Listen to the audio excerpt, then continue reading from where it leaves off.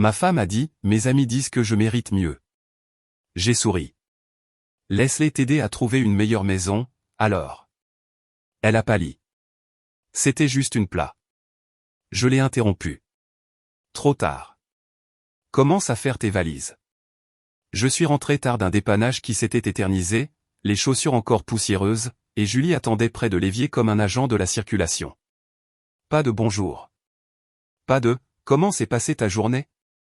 Juste son doigt tapotant un verre. Tu as encore laissé des traces de saleté sur le paillasson, a-t-elle commencé, tel un procureur. Et il y a une tache sur le robinet. Pourquoi dois-je te rappeler des choses élémentaires? Je suis épuisé, lui ai-je dit en posant mon sac à outils près du garde-manger. Je ne vais pas me disputer ce soir. Il ne s'agit pas de ça, a-t-elle rétorqué. C'est une question de respect. Le mari de Sarah ne ferait jamais ça.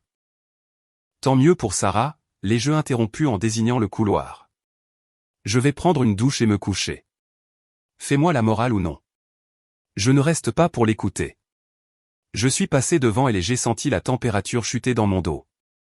La femme que j'avais épousée, celle qui cachait mes bonbons préférés dans ma boîte à gants et laissait des petits mots, avait disparu.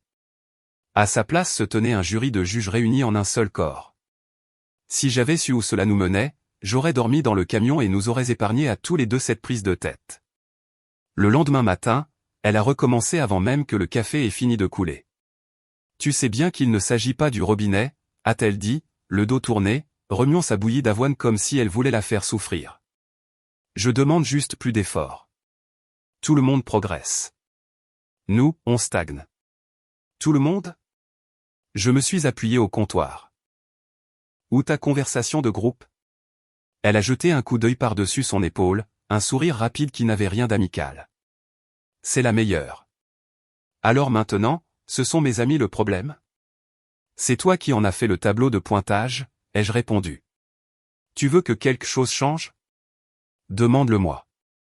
Ne fais pas intervenir tout un cœur. Je te l'ai demandé. Tu dis que tu es fatigué. À chaque fois. Elle a fait glisser un bol vers moi, le laissant heurter la table un peu trop fort. Mes amis pensent que je m'en soucie, ai-je dit sans élever la voix. Hier soir, j'ai dit que je n'acceptais plus ça. Ça tient toujours. Je vais là où on me respecte. Commence ici, où je sors de cette cuisine. Elle a croisé les bras. Tu es tellement dramatique. Très bien. J'ai haussé les épaules, pris ma tasse et me suis dirigé vers le garage. Alors nous allons faire des changements d'adultes. Ce soir, je modifie nos virements automatiques. Les factures sont payées en premier depuis un compte commun. Le reste de mon salaire reste sur le mien. Utilise le tien comme tu veux. Tu plaisantes, a-t-elle ri sans humour. On a toujours tout mis en commun. On est une équipe. Les équipes ne huent pas leur carrière depuis le canapé, ai-je dit. Nouvelle règle, a-t-elle cligné lentement des yeux. Donc, c'est une punition. C'est une limite, ai-je répondu. Nous couvrirons toujours le prêt immobilier, les charges, les courses. Pour les extras, on en discutera. Ils ne seront pas dictés par Sarah ou Chloé. Ses yeux se sont rétrécis à l'évocation de leur nom. Pourquoi es-tu obsédé par mes amis? Je ne le suis pas, ai-je dit. Elles sont juste bruyantes dans notre salon, et elles n'habitent même pas ici. Elle a pris son téléphone et a tapé avec force sur l'écran. Très bien, alors je gérerai mes propres projets. Je sors ce soir. Ne m'attends pas, ne dépense pas avec ma carte, lui ai-je dit. Je l'annulerai si je vois un reçu de salon de coiffure dessus. Elle a affiché un sourire crispé et méprisant. Tu penses vraiment que j'ai besoin de ta carte? On verra, ai-je répondu avant de partir travailler. Mon téléphone a vibré à midi. Une capture d'écran de Julie. Un rendez-vous chez le coiffeur et une réservation pour déjeuner. Soirée entre filles. Son message disait « Ne sois pas bizarre ». J'ai continué à travailler. J'ai modifié notre virement automatique cet après-midi-là et programmé des paiements automatiques pour les dépenses essentielles. J'ai annulé la carte supplémentaire et laissé cette notification tenir lieu de réponse. À 17h, je me suis arrêté sur le porche de notre voisine. Madame Dubois, une institutrice à la retraite, voyait toujours plus de choses que les gens ne le pensaient. On dirait que tu portes des planches de bois sur tes épaules, a-t-elle dit en feuilletant un magazine. Longue semaine, lui ai-je dit. Si quelqu'un sonne à la porte ce soir pour vendre des bougies, dites-leur que nous passons à des bougies qui se mêlent de leurs affaires. Elle a reniflé, comprenant le sous-entendu. Il y a de l'orage dans l'air. Rien que je ne puisse gérer, ai-je dit. Juste quelques ajustements. Quand je suis rentré à la maison, Julie portait une nouvelle robe, une que je n'avais jamais vue. Elle a tourné lentement sur elle-même comme un mannequin de présentation. Alors, a-t-elle demandé, le menton relevé. Tu es très jolie, ai-je dit. Utilise ton argent pour le transport. Ma carte est désactivée. Elle s'est figée. Ouah. Assez clair, ai-je ajouté. Elle a levé les yeux au ciel si fort que j'ai cru qu'ils allaient s'échapper. Tu es pathétique. Je suis reposé, ai-je répondu en la contournant pour aller au réfrigérateur. Il y a une différence. Son regard m'a suivi jusqu'à la table. Sarah a raison. Tu t'es installé dans le confort. Le confort, c'est de passer une semaine sans bilan de groupe, ai-je dit. Passe une bonne soirée. Elle s'est attardée près de la porte, le téléphone éclairant son visage. Ne m'attends pas, a-t-elle lancé. La même phrase, comme si elle avait un pouvoir. Je n'en avais pas l'intention, ai-je répondu. Elle est rentrée après minuit, les lumières allumées, les talons à la main. Je ne me suis pas levé. C'était la première semaine où je dormais en paix plutôt que dans l'attente d'une approbation. 2 jours plus tard, nous étions à la soirée grillade de Marc dans son jardin. Marc est mon chef d'atelier, un type franc, de la bière dans une glacière, des chansons country à faible volume. Sa femme, Claire, et lui ont une terrasse qui engloutit les gens. Les gars de l'équipe étaient là, quelques voisins et, par malchance pour moi, Sarah et Chloé étaient arrivées avec la sœur de Claire. Julie naviguait dans le cercle comme une politicienne. Chaque histoire était une pique. Raconte-leur la fois où tu as réparé le broyeur à déchets et inondé le placard, a-t-elle glapi lorsque la conversation a dévié. C'était un grand moment. Le cercle a ri, poliment, mais les regards se sont tournés vers moi pour voir si c'était un jeu, ce n'était pas le broyeur, ai-je dit en prenant une côtelette. Le tuyau était fissuré. Je l'ai remplacé le lendemain. Le placard est sec. De rien. Elle a souri avec mépris, a pris une gorgée. Il a toujours une explication. Comme les adultes, ai-je dit. Tu devrais essayer. Ça évite à la maison de se noyer. Sarah est intervenue, la voix douce et vinaigrée. Julie plaisante, c'est tout. Elle mérite le meilleur. On le lui dit tout le temps. Marc m'a regardé, puis a regardé Claire. Il était prêt à intervenir. Je n'avais pas besoin d'un sauveur. On a fini, ai-je demandé à Julie. Toujours calme. On va faire une scène ouverte toute la soirée? Oh, ne sois pas si susceptible, a dit Julie. Les gens doivent savoir avec quoi je vis. Voici avec quoi tu vis, ai-je répondu, posant la côtelette et m'essuyant les mains. Un prêt immobilier payé. Une pelouse tondue. Un camion qui démarre. Un homme qui est présent. C'est la partie que tu omets. Ouah, a-t-elle répété. Et maintenant, sa voix avait cette pointe de ricanement que j'avais appris à ignorer. J'ai regardé Claire et Marc. Nous allons y aller. Merci de nous avoir invités. Déjà? A demandé Claire, confuse. Oui, ai-je dit en me levant. Je ne reste pas là où l'hôte est utilisé comme un accessoire. Ce n'est pas ce qui se passe, a protesté Julie. Tu mets tout le monde mal à l'aise. Je corrige une limite, ai-je répondu. Julie, rentre avec Sarah. Je prends le camion. J'ai un appel tôt demain. Je suis venu avec toi, a-t-elle dit. Et tu repartiras avec ton fan club, ai-je répondu. On se voit à la maison. Je suis parti. En chemin, j'ai changé le code de la serrure pour un nouveau et le lui ai envoyé par texto avec 4 mots, utilise-le avec respect. À la maison, j'ai déplacé notre coffre-fort du placard au garage et y ai mis un cadenas à combinaison. J'ai désactivé le partage de position sur mon téléphone. Je me suis inscrit pour des heures supplémentaires le samedi. Le lendemain matin à 8 heures, elle m'a réveillé avec la voix la plus douce que je lui avais entendue depuis des mois. J'ai fait des crêpes américaines, a-t-elle dit, presque enjouée. Aux myrtilles, tes préférés. Merci, ai-je dit, me redressant mais sans me diriger vers la cuisine. Elle s'est assise sur le bord du lit. À propos d'hier soir. J'ai dépassé les bornes. Claire m'a dit que j'étais bruyante. Je n'aurais pas dû plaisanter comme ça. Ce n'est pas une plaisanterie, ai-je répondu. C'est de l'érosion. Elle a tressailli au mot. Je vais me calmer. C'est promis. Tu as déjà dit ça, lui ai-je rappelé. Je ne suis pas un phare. Tu ne peux pas t'écraser sur moi et repartir en riant. Elle a tendu la main vers la mienne, puis s'est ravisée. Allons au marché des producteurs. Juste nous deux. Je travaille, ai-je dit. Et l'argent est séparé maintenant. Ça reste comme ça. Elle m'a étudié. Tu es sérieux? Très. Elle a hoché la tête lentement, s'est levée et est allée dans la cuisine. 10 minutes plus tard, mon téléphone a vibré. Une autre capture d'écran. Un reçu de salon de coiffure envoyé à une amie.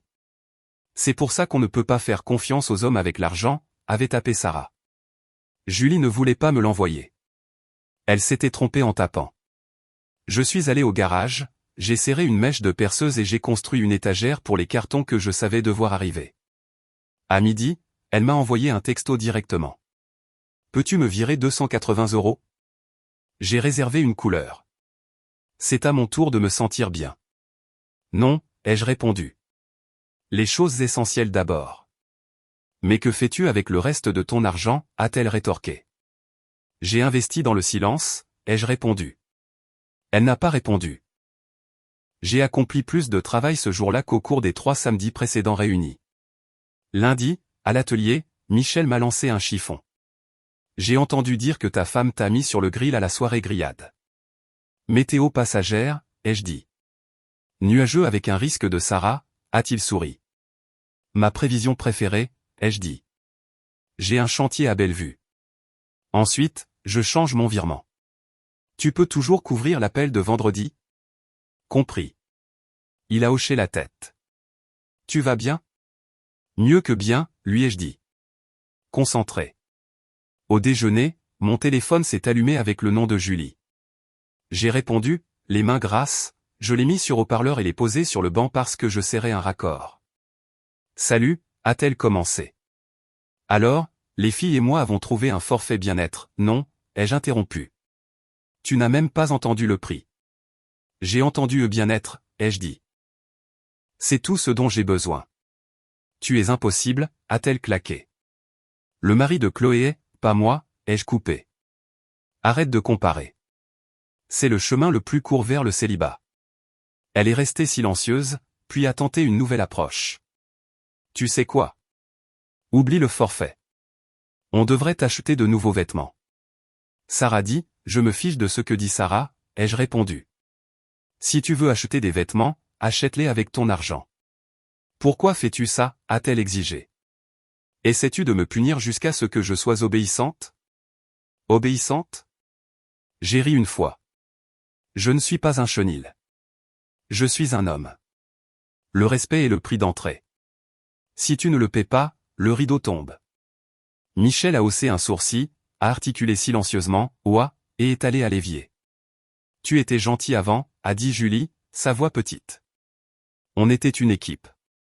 On était une équipe, ai-je répété. À l'époque où tu me soutenais. Dernièrement, tu me tiens à la gorge. Elle a raccroché. Michel a sifflé. Tu es sûr de ne pas vouloir emménager avec Magali et moi pendant une semaine? Juste le temps que la tempête passe. Je suis bien chez moi, lui ai-je dit. J'ai construit un abri anti-tempête. Ce soir-là, elle a agi comme si la matinée n'avait pas existé. Visage de marbre. J'ai mangé au comptoir. Elle faisait défiler son téléphone à table comme si je l'avais abandonné dans un désert. Le silence peut être un cri. Je l'ai laissé être silencieux. Le week-end suivant, elle a essayé un angle différent. Sarah nous a invités à sa soirée vin, a-t-elle dit, d'un ton neutre, en essuyant une assiette. Non, merci, ai-je dit. Alors, tu m'isoles maintenant, a-t-elle accusé. Tu as un téléphone, ai-je répondu. Vas-y seul. Je veux que mon mari soit là. Tu veux un accessoire, ai-je répondu. Je n'apporterai pas mon visage à ton spectacle. Elle m'a lancé un regard qui aurait pu cuire de la viande et est allée dans la chambre. J'ai entendu des messages vocaux, des chuchotements rapides, des ricanements indignés tout le cœur. Personne n'a dit « tu me manques ». Ils ont dit « il devrait ». Cela m'a tout dit. La deuxième semaine, nous étions des colocataires. Des échanges d'un mot, de la logistique, rien d'autre. Les, disait-elle quand il n'y en avait plus. Liste, répondais-je en tapotant le tableau blanc sur le réfrigérateur. Jour des poubelles, disais-je le mercredi. Je sais, répondait-elle sans lever les yeux. Quand elle sortait tard, je dormais. Quand elle rentrait, la maison ressemblait à un hall d'hôtel. Un soir, je suis rentré tard d'un appel d'urgence. La climatisation était tombée en panne dans la maison d'une famille. Les enfants ne pouvaient pas dormir. Je l'avais réparée. Je me sentais comme si j'avais remporté une petite victoire. Julie était assise sur le canapé avec Sarah et Chloé, les pieds repliés sous elle comme un tribunal. Elle pensait probablement que je marcherais sur la pointe des pieds. Je ne l'ai pas fait. Salut, ai-je dit en saluant les invités de la tête. Sarah m'a regardé comme si elle avait trouvé une peluche sur une robe noire. Nous discutions des standards. Fantastique, ai-je répondu en enlevant mes bottes. Discuter en ailleurs. Je ne fais pas de débat à 22 heures. Chloé a levé les mains. On lui tenait juste compagnie. Elle n'est pas seule, ai-je dit en allant à la cuisine chercher de l'eau. La compagnie est agréable quand votre mari ne se montre pas, a crié Sarah dans mon dos. Je suis revenu à l'embrasure de la porte et me suis appuyé sur le cadre. Je me montre tous les jours. J'ai juste arrêté de m'agenouiller. Julie m'a gratifié de ce sourire rapide et méprisant. On a presque fini. J'ai fini, ai-je répondu. Extinction des feux dans 15 minutes. Allez continuer ça dans le salon de quelqu'un d'autre. Sarah a ouvert la bouche, a vu mon visage et l'a refermé. Elles sont parties dans les 5 minutes. Julie m'a fusillé du regard comme si je l'avais embarrassée devant la royauté. Ne les invite pas à 22 heures, ai-je dit en rinçant mon verre. Nouvelle règle. Tu n'as pas à établir de règles, a-t-elle rétorqué. Vérifie l'acte de propriété, ai-je dit. C'est littéralement le cas. Coup bas, a-t-elle dit en attrapant son sac à main. Coup juste, ai-je corrigé. Fais avec. Elle est sortie et a claqué la porte comme si celle-ci lui devait de l'argent. J'ai arrêté d'essayer de discuter après ça. Non pas parce que j'avais abandonné, mais parce que j'avais compris le jeu. Chaque conversation était une audition pour le public dans sa tête. Je n'étais pas en compétition avec elle. J'étais en compétition avec un miroir qu'elle voulait impressionner. La rupture est arrivée un jeudi. Je pliais le linge, pour une fois, car le travail avait été calme et la tâche laissait mon cerveau au repos. Julie est rentrée tard, son parfum et ses rires la suivant dans le couloir comme si elle les avait payés. Tu es encore debout, a-t-elle observé, surprise. J'allais me coucher, ai-je dit en empilant des chemises. Elle est restée là, les bras ballants, les yeux brillants d'adrénaline sociale. Bien. Nous devons crever l'abcès. Non, pas du tout, ai-je répondu. L'air est très bien. Ce dont nous avons besoin, c'est de respect et de calme. Elle a penché la tête. Mes amis pensent que je mérite mieux. La voilà. La phrase qu'elle peaufinait depuis des semaines. Alors demande-leur de te trouver une meilleure maison, ai-je dit. Pas fort, sans fioriture. Comme un homme qui termine un problème de mathématiques. Elle a ri, un rire aigu et vide. Je plaisante. Non, les jeux interrompus, la paume levée. Pas ce soir. Plus jamais. Fais un sac. Elle a cligné des yeux. Tu es sérieux. Tu as 1 heure, ai-je dit en la regardant dans les yeux. Après ça, je ne veux plus te voir ici. C'est fini. Tu réagis de manière excessive, a-t-elle essayé, sa voix soudain petite. Tu es fatigué. Tu m'as mal comprise. Je suis assez reposé pour en avoir fini, ai-je répondu. Plus de débat. Plus de jury. J'en ai plus qu'assez entendu. Prends les cartons du placard de la chambre d'amis. Mais ce dont tu as besoin. Appelle Sarah ou Chloé. Elles peuvent t'héberger pendant qu'elles te trouvent cette vie meilleure. Elle a secoué la tête rapidement. Attends, je n'aurais pas dû dire ça.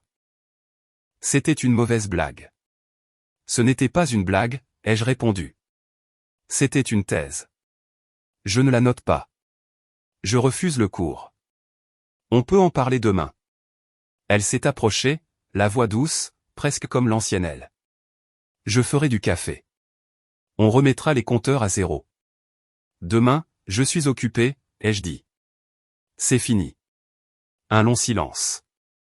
Elle a essayé à nouveau, cherchant des leviers. Tu le regretteras, a-t-elle dit. Les gens vont parler. Les gens parlent toujours, ai-je répondu. Ils ne paient jamais l'addition. Un silence plus long. Si tu ne pars pas, ai-je ajouté, je mettrai tes affaires sur le porche. Et je ne plaisante pas. Je ne discute pas. Je termine. Quelque chose dans ma voix a touché là où toutes mes explications n'avaient jamais réussi.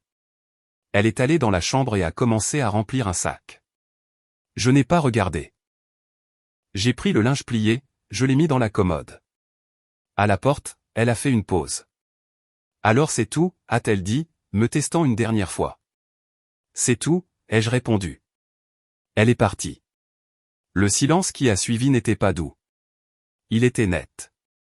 Le lendemain matin, je suis allé à la préfecture, j'ai signé les papiers que je devais signer et j'ai lancé la procédure. Je n'ai pas fait de discours. Je n'ai pas publié de déclaration. J'ai envoyé un texto à Julie depuis mon nouveau numéro, pour la logistique, utilise l'email. Puis j'ai bloqué l'ancien numéro.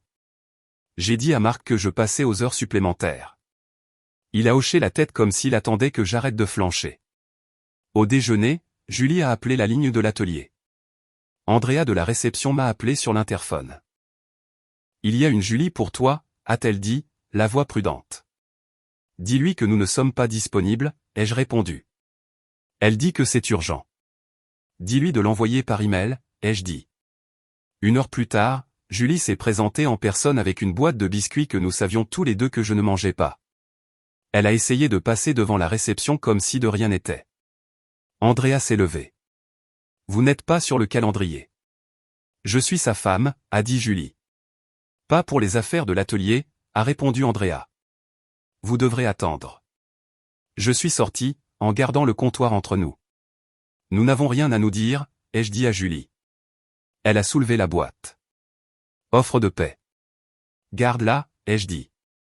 On peut s'asseoir 5 minutes, a-t-elle demandé, les yeux humides mais sans larmes. S'il te plaît. Non, ai-je répondu. Nous sommes des collègues avec un prêt immobilier en commun jusqu'à ce que les papiers soient finalisés. C'est tout. Par email pour tout ce qui est pratique. Le reste, garde-le. Elle a regardé autour d'elle. Les gars étaient dans le garage.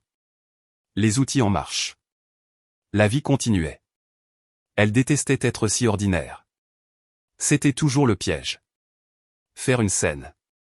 Reprendre le contrôle. Pas ici. Y a-t-il une autre femme, a-t-elle demandé. J'ai presque souri.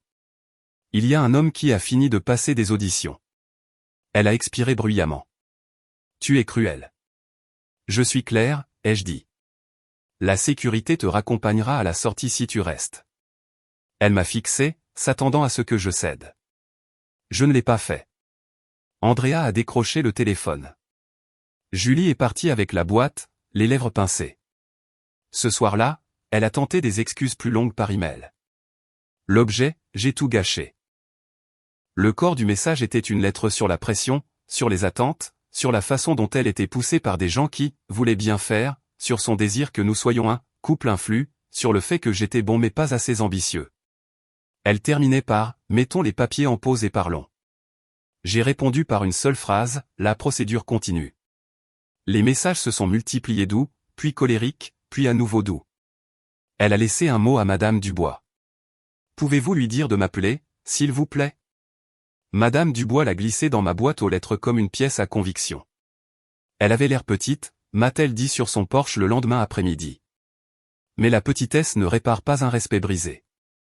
Ce n'est pas mon travail de réparer sa taille, ai-je dit. J'ai loué un garde-meuble et j'ai emballé les affaires de Julie. Vêtements, chaussures, la coiffeuse qu'elle avait insisté pour acheter, le service de verre à vin que je n'ai jamais touché. J'ai étiqueté les cartons par pièce. J'ai fait une liste dans un document partagé. clinique, simple. Je lui ai envoyé le lien. Elle a répondu, pourquoi es-tu comme ça? Je ne suis pas une cliente. Exactement, ai-je répondu par écrit. La semaine suivante, Sarah m'a coincé à l'extérieur de l'épicerie. Elle a croisé les bras comme un videur devant un club qui ne lui appartenait pas, tu lui as brisé le cœur, a-t-elle accusé. Elle ne m'a pas laissé grand-chose avec quoi travailler, ai-je dit en chargeant un sac d'oranges dans le coffre. Elle se défoulait, a insisté Sarah. On se défoule tous. Vous vous êtes défoulé dans ma maison à minuit, ai-je répondu. Ce n'est pas se défouler. C'est une violation de domicile. Elle a ricané. Tu es menacé par les femmes fortes. J'embauche des femmes fortes, ai-je dit. Je licencie le manque de respect. Elle a cligné des yeux, confuse par le mot « licencié », comme s'il n'appartenait pas aux phrases domestiques. Tu vas finir seul. Je préfère être seul que sermonné, ai-je répondu en fermant le coffre. La deuxième illusion de changement est venue une semaine après qu'elle a réalisé que l'argent ne reviendrait pas. Elle a laissé des fleurs sur le porche et une carte manuscrite. Je suis fière de toi, disait-elle. Tu travailles si dur pour nous. J'ai ramassé la carte avec 2 doigts comme si elle pouvait mordre. J'ai mis les fleurs dans l'eau parce qu'elles n'étaient pas en faute et je les ai posées sur la terrasse arrière où je m'asseyais après le travail. Je ne lui ai pas envoyé de texto. Ce soir-là, elle attendait devant l'atelier près de mon camion, les bras enroulés autour d'elle. Parle-moi, a-t-elle dit quand je me suis approché. Éloigne-toi de mon camion, ai-je répondu d'un ton égal. S'il te plaît, a-t-elle ajouté. J'ai eu tort. J'ai trop écouté mes amis. Je comprends maintenant. Je suis prête à construire avec toi. Il y a 2 mois, tu étais prête à m'enterrer, ai-je dit. Ton timing est mauvais. J'ai eu peur, a-t-elle dit. Je pensais que si je te poussais, tu te pousserais toi-même et nous serions tous fiers. Je suis allé trop loin. Je le vois maintenant. Alors apprends, ai-je dit. Certaines leçons mettent fin à des relations. Je n'aurai plus personne, a-t-elle murmuré. Tu m'avais, ai-je répondu. Tu m'as échangé contre un jury. Elle a tendu la main vers la mienne. Je n'ai pas bougé. Elle a laissé la sienne retomber. J'attendrai, a-t-elle dit. Ne le fais pas, lui ai-je dit. Ça ne changera rien. Elle a cligné lentement des yeux. Tu ne veux vraiment même pas essayer une conversation de plus? J'en ai essayé 30, ai-je dit. J'arrête. Elle est restée là quelques secondes, puis a reculé. D'accord, a-t-elle dit, plus à elle-même qu'à moi. D'accord. Elle est partie. Je suis monté dans le camion et je suis resté assis un moment sans la radio. Les fleurs sur la terrasse ont fané en 2 jours. Je les ai jetées sans cérémonie. Les semaines ont rampé puis ont sprinté. De temps en temps, je devais m'excuser auprès d'un ami pour les tentatives de contact de Julie. Elle a appelé ma sœur, Diane, qui m'a appelé. Elle me supplie de servir de médiateur, a dit Diane, la voix calme. Veux-tu que je le fasse? Non, lui ai-je dit. Dis-lui que tu l'aimes en tant qu'être humain et c'est tout. Ne transmets pas de message. Fier de toi, a dit Diane. Aussi, maman dit d'arrêter de sauter le dîner. J'ai ri au téléphone. Oui, chef. Julie s'est même présentée sur le porche de Madame Dubois avec une tarte. Je lui ai dit que le dessert n'efface pas le manque de respect, a rapporté plus tard Madame Dubois. Elle a laissé la tarte quand même. C'était bon. Heureux que quelque chose dans cette histoire se soit adouci, ai-je dit. À l'atelier, j'ai expliqué à l'équipe que je serais très concentré pendant un certain temps, que je prendrais des appels supplémentaires et que je demandais qu'aucun appel personnel ne passe par la réception. Andrea a hoché la tête comme un capitaine de terrain. Si elle se représente, j'appelle le bureau de l'immeuble, a-t-elle dit. Merci, ai-je répondu. Faisons simple. Je traversais chaque journée comme un homme qui avait décidé une fois pour toutes que le confort sans respect est un piège. Je dormais mieux. Je mangeais moins de drames. La maison semblait plus grande. 3 semaines plus tard, Julie a laissé un message vocal sur la ligne de l'atelier qu'Andrea a transcrit à contre-cœur et a glissé sur mon bureau. Je ferai n'importe quoi. Je couperai les ponts avec mes amis. Je m'excuserai auprès de Marc. J'ai rendu le papier. Déchire-le. Andrea a penché la tête. Tu es de pierre. J'ai fini, ai-je dit. Il y a une différence. Quand son dernier virement automatique d'un petit boulot qu'elle avait pris est arrivé, elle a envoyé un email, peux-tu me le transférer? J'en ai besoin pour le loyer. J'ai déjà clôturé le compte commun, ai-je répondu. Ton virement est allé sur ton compte. Tu devras mettre à jour ton employeur. Oh, a-t-elle écrit. Et pour la première fois, il y avait cette petitesse sans manipulation, mais la petitesse n'est toujours pas du respect. Je lui ai souhaité bonne chance. C'est tout. Elle a essayé une dernière fois en terrain neutre. J'étais au garage de Michel avec les gars un samedi, en train de faire un changement de frein et d'échanger des histoires.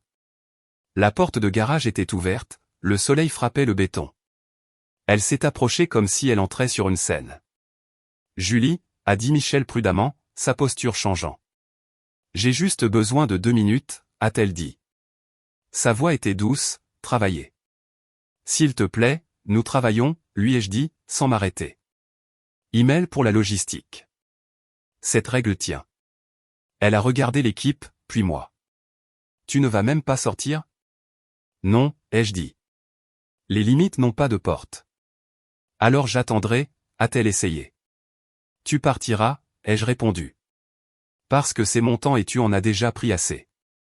Michel n'a pas bougé. Il n'en a pas eu besoin. Elle a réalisé qu'il n'y avait aucune prise ici et est partie. Les gars n'ont pas applaudi. Ils ont hoché la tête. C'est ce que font les hommes quand ils voient un autre homme choisir sa position et s'y tenir. Au moment où les formalités se sont terminées, cela a semblé à la fois rapide et lent. Il n'y a pas eu de scène dramatique dans un grand bâtiment.